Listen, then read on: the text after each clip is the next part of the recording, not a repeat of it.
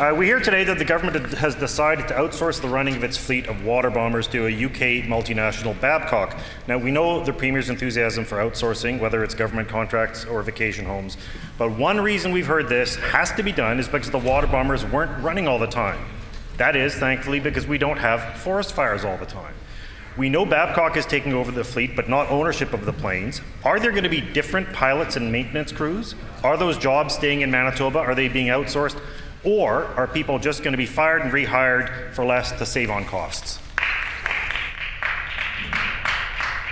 The Honourable First Minister. I appreciate the member raising the question.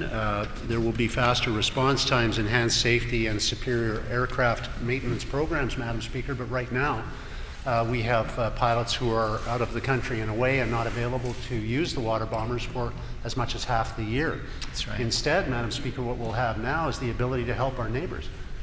Fires wreak havoc on others too, and we've seen this in other parts of our country.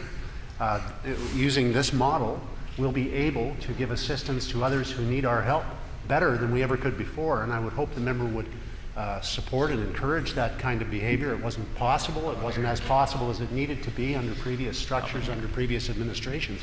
But now it will be possible for us to be able to do a better job of helping our friends who need the help.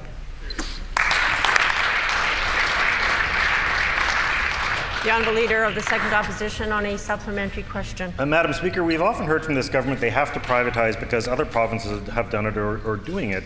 That's not leadership or innovation, and peer pressure is no basis for determining public policy. This government keeps talking about value for money, but there is such a thing as being penny wise and pound foolish. And there's also the question of who benefits from government investment. So when it's local companies with local employees, local ownership in Manitoba, those benefits stay in the community and they multiply. Privatization means this government is exporting ownership and exporting wealth to Babcock's shareholders. So what was wrong with the previous delivery of services that required this change? The Honourable First Minister. Well, I do very much appreciate a question from any Liberal member on the topic of penny wise and pound foolish. Madam Speaker, what would be unwise, of course, would be to see the federal government promise to balance the books next year and run a $20 billion deficit, but I'll let the member defend that. What I would say, though, is that what Manitobans care about, and I believe what our neighbours care about too, is that when there's a fire, they get help. And so we'll make sure that help is there.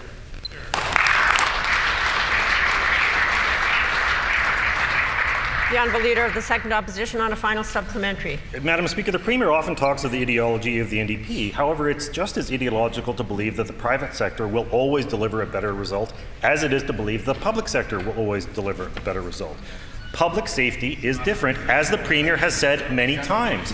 He has said, when it refers to cannabis, that government should focus on what it's good at, which is safety, and the private sector should focus on retail. Why does he have a different view when it comes to air ambulances and water bombers? The Honourable First Minister. Not really. Yeah, okay. Well, Madam Speaker, I get the issue that the member's trying to discuss, which is the issue of why the federal government would buy away from the private sector a pipeline company at a cost of billions of dollars. And I'm not sure at the logic of that either, so I understand where he's coming from. Madam Speaker, to me, as a practical person, to my colleagues on this side of the House as practical people, we're Manitobans through and through. We believe that what you should do is look at your options, shop intelligently, try to get the best possible value for money, not necessarily lowest price, the best value for money. And if you do that in your own finances, you can probably move ahead. If you do that in your own small business, you can probably make progress. And if governments start to do that, and this government is doing that, then the whole province will win, Madam Speaker.